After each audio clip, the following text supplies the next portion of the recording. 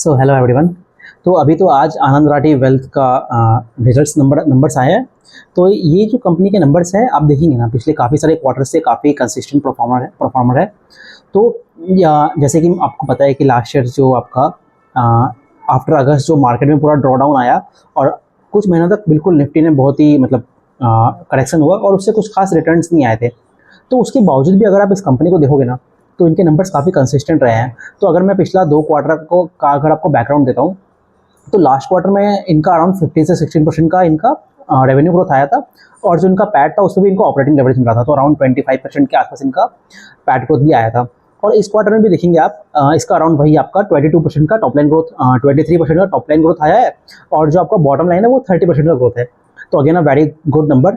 ये इंटरेस्टिंग इसलिए बन जाता है कि अगर आप देखेंगे ना, जैसे अभी जो ब्रोकरेज कंपनीज है, आप जितने भी आप बड़े बड़े ब्रोकरेज कंपनीज को देखिए, आपका एंजल वन हो गया या फिर जियोजित फाइनेंशियल्स हो गया या फिर इवन जो मोतीलाल ओसवाल का भी आपका ब्रोकरेज वाला सेगमेंट है, तो उन सभी में जब आप देखते हैं ना, सिंस सेबी के इतने रेगुलेशंस आ गए, उसके बाद एट द सेम टाइम आपका जो पूरा अभी मार्केट में इशूज आए, उसके कारण जो पूरा एफ पर क्रैकडाउन हुआ, तो उसके कारण उन सभी कंपनीज के जो रेवेन्यू सेगमेंट है वो काफ़ी सफ़र कर रहे हैं।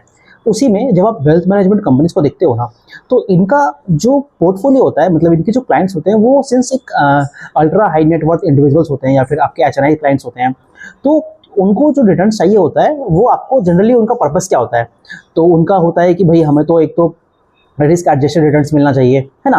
निफ्टी से उनको कम रिस्क लेना होता है, उनको कुछ एंसिलरी सर्विसेज चाहिए होती है, जैसे कि आपको टैक्स में कुछ टैक्सेशन वाला पार्ट हो जाएगा, या फिर जो लीगल चीज़ें हैं उन सब चीज़ का पार्ट हो जाता है। फिर उनको ट्रांजेक्शन्स वगैरह में ईज होनी चाहिए, क्योंकि उनके जो ट्रांजेक्शन्स होते हैं वो बड़े बड़े अमाउंट के होते हैं। तो जनरली ये वाला पर्पस रहता है उनका। तो इसी में आप देखेंगे ना, तो ये जब इतने बड़े पोर्टफोलियो को ये लोग जो एचएनआईज या फिर अल्ट्रा एचएनआईज जो मैनेज करते हैं, उनका ये रहता है कि उनको नॉट जस्ट एक ब्रोकिंग करना है, ब्रोकिंग तो एक बहुत छोटा सा पार्ट होता है, उसके अलावा इनको उनको एक पूरा कॉम्प्रहेंसिव सॉल्यूशन चाहिए होता है अपने बेसिकली ब्रोकर से या फिर जो वेल्थ मैनेजमेंट कंपनीज होती है उनसे। तो इसलिए आप इन सभी कंपनीज को देखोगे ना, तो इनके जो क्लाइंट्स होते हैं उनकी जो क्लाइंट स्टिकीनेस कहते हैं उस चीज़ को, मतलब क्लाइंट चिपके रहते हैं इनसे, इतने ईजिली नहीं क्लाइंट छोड़ के जाते हैं। तो इसीलिए जब आप ऐसी वेल्थ मैनेजमेंट कंपनीज को देखते हो, तो इनका जो क्लाइंट एट्रिशन रेट होता है वो बहुत कम होता है, वो इवन आई थिंक 1% से भी कम होता है। तो ये सारी चीज़ों को हमको कंटेक्स्ट में देखते हुए इस कंपनीज को देखना चाहिए। और एट द सेम टाइम अभी आप जैसे देखेंगे ना, इंडिया में जैसे जैसे डिस्पोजेबल इनकम बढ़ रही है, तो जो आपकी बिलियनर्स हो गए, मिलियनर्स हो गए, उनकी जो नंबर्स है वो धीरे धीरे देश में और ज़्यादा बढ़ रही है ना। So these companies target that particular segment. तो ये तो उसका थोड़ा सा कंटेक्स्ट हो गया। अब अगर आप इस कंपनी का नंबर्स देखोगे ना, तो इनका तो नंबर्स मैंने आपको बताया कि बोथ आपके टॉप लाइन पे as well as bottom line पे भी काफ़ी अच्छे रिजल्ट्स आए हैं। और उसमें और इंटरेस्टिंग क्या होता है कि जैसे इस कंपनी ने आपको जो अपना FY26 के लिए जो गाइडेंस दिया है, वो इनका अराउंड था कि भाई हम जो टॉप लाइन है उस पर आप आई थिंक 1175 करोड़ करेंगे, ठीक है। और अभी जो H1 हुआ है इनका, H1 में इन्होंने मोर देन 50% कर दिया है। सिमिलरली जब आप पैट पे देखोगे तो आई थिंक अराउंड 375 करोड़ का इनका FY26 का टारगेट है। इसमें भी ये लोग I think around 190 plus crore कर चुके हैं। तो so both on the top line as well as bottom line दोनों पे इन्होंने 50% के ऊपर अचीव कर लिया है। और इंटरेस्टिंग सिर्फ वो नहीं है, इंटरेस्टिंग इनका ये होता है कि जो आप इनका AUM का टारगेट देखते हो ना FY26 के लिए, वो अराउंड 1 लाख करोड़ के आसपास होता है।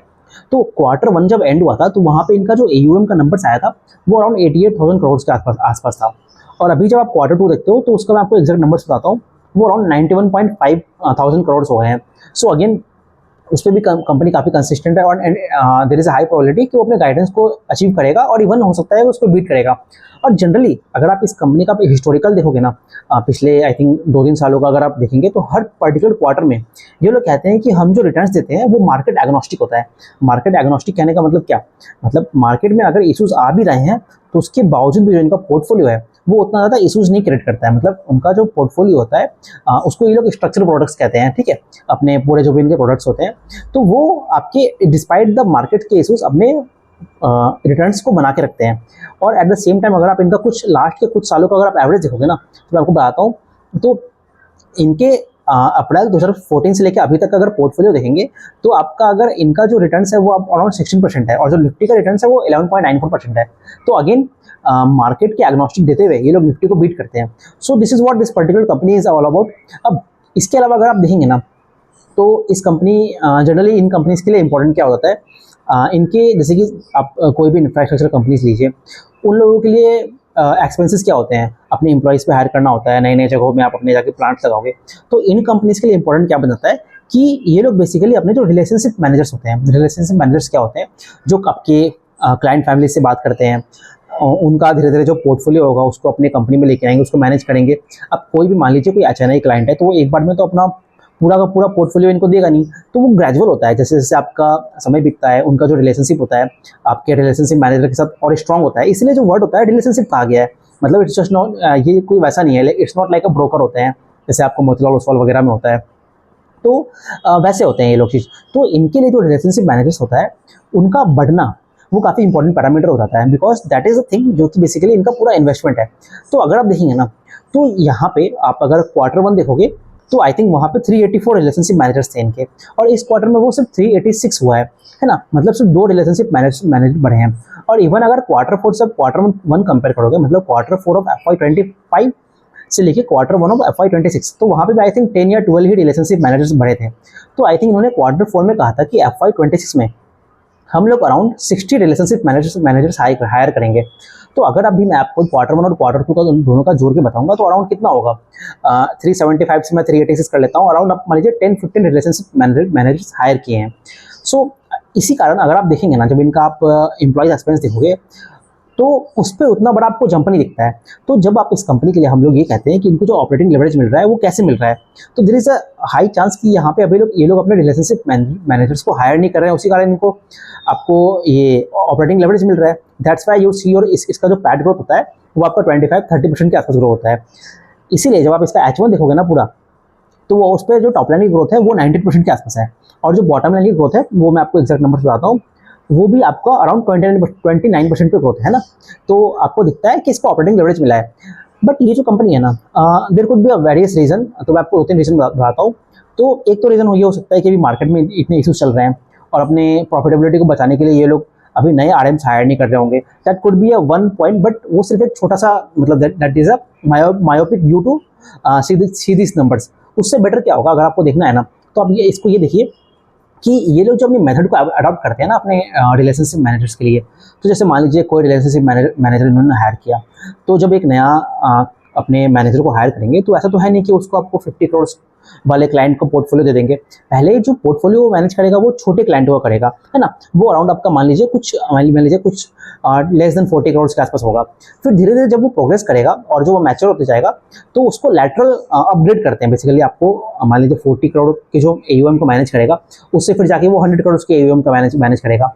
तो जब आप इसके नंबर्स को देखते हो ना, तो ऑल्दो इनका जो RMs है वो तो उतना अभी तेजी से हायर नहीं हुआ है, बट उसके बावजूद जो इनके जो पूरे रिलेशनशिप मैनेजर्स है उसमें जो percentage of RMs managing a large chunk of AUM वो बढ़ा है ना। तो कहने का मतलब ये क्या हुआ कि जो आपके AUM मैनेज्ड पर RM है वो उसके नंबर्स बढ़ रहे हैं। मैं आपको एग्जैक्ट नंबर्स बताता हूँ इसका। तो अगर आप देखेंगे ना, AUM पर RM मतलब टोटल अमाउंट ऑफ पोर्टफोलियो इनका जो एक RM मैनेज कर रहा है, वो अगर आप इससे एक साल पहले देखोगे सितंबर 24 में, तो अराउंड 196 करोड़ था, और इस पर्टिकुलर क्वार्टर में वो 231 करोड़ हो गया है। तो अगेन यहाँ पे हमको इंक्रीमेंट दिखता है, ऑल्दो आपने RM तो हायर नहीं किया, बट यहाँ पे ये नंबर बढ़ गया है। तो कहने का मतलब है कि RMs की जो एफिशिएंसी है वो बढ़ रही है ना।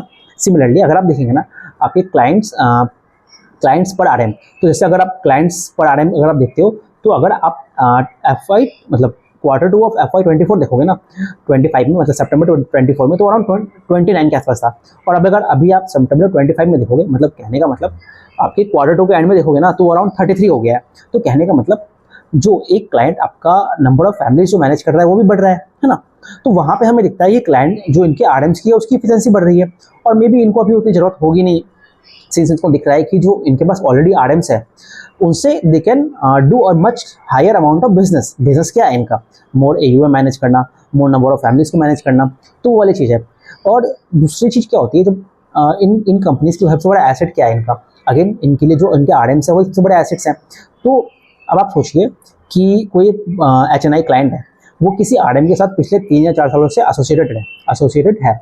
अब मान लीजिए सडनली वो अगर RM आपका कंपनी छोड़ देता है, there is a high probability कि वो जो पूरा AUM है आपका वो भी लेके जाएगा, है ना। तो इसीलिए यहाँ पे जो RM की एट्रिशन हो जाती है वो बहुत इंपॉर्टेंट होती है। तो again very important parameter is to track कि कितने आरएम्स इनके आपकी कंपनी से छोड़ के जा रहे हैं। तो अगर आप देखेंगे ना, जनरली इस कंपनी का scenes both on the client side, client का जो एट्रिशन होता है वो भी कम होता है, और जो इनके आरएम्स होते हैं उसका भी एट्रिशन कम होता है। तो अगर मैं इस साल की बात करूँ तो H1 ऑफ FY26 जो है, इसमें नेट 4 आरएम्स इनके छोड़ के गए हैं, है ना।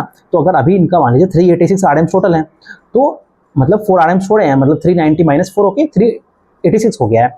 अब यहाँ पे जो 4 आरएम्स छोड़े हैं इन्होंने, तो अगर आप उसमें देखिएगा ना, तो कंपनी कहता है कि हमने ये जो आरएम्स छोड़े गए हैं, तो जो वो AUM बचा हो, मतलब जो फैमिलीज होगी उसका जो कुछ AUM होगा, उसमें से भी 82% हमने खुद अपने कंपनी में रख लिया है। तो कहने का मतलब ये है कि डिस्पाइट अगर इनके जो आरएम्स जो छोड़ के गए हैं, उससे इनको large impact of AUM loss नहीं हुआ है ना।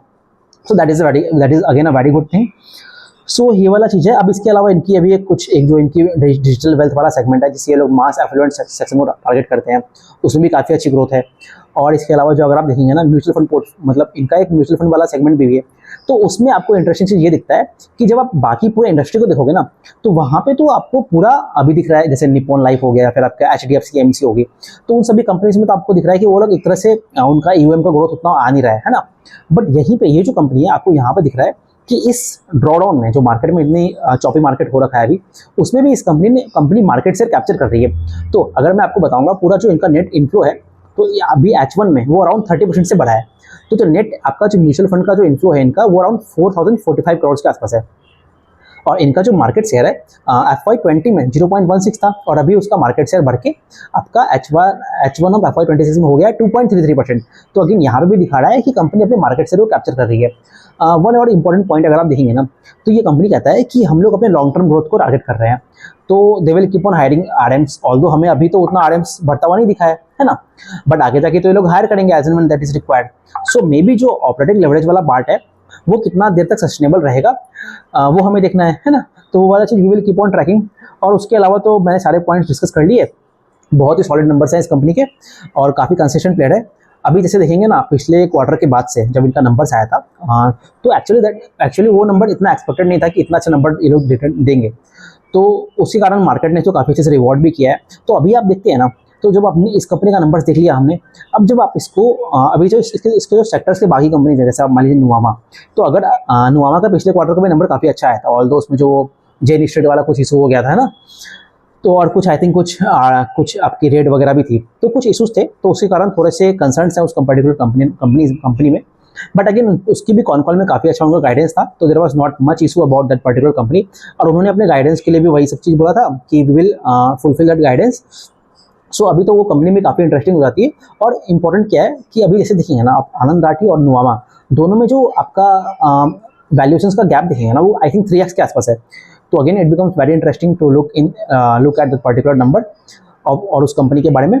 तो देखेंगे जब नुवामा का रिजल्ट आता है तो उसको भी डिस्कस करेंगे। और अभी जैसे इसका कॉन कॉल होगा तो देखेंगे। ऑल्दो तो इनको अभी तक तो इन्होंने जो भी FY26 के लिए इन्होंने कहा है, वो सारे पैरामीटर से तो काफ़ी अच्छा परफॉर्म किया है, और इवन उसको एक छोटे मार्जिन से बीट ही किया है। So super number by this particular company, quite consistent player. So we will keep on tracking. Thank you very much.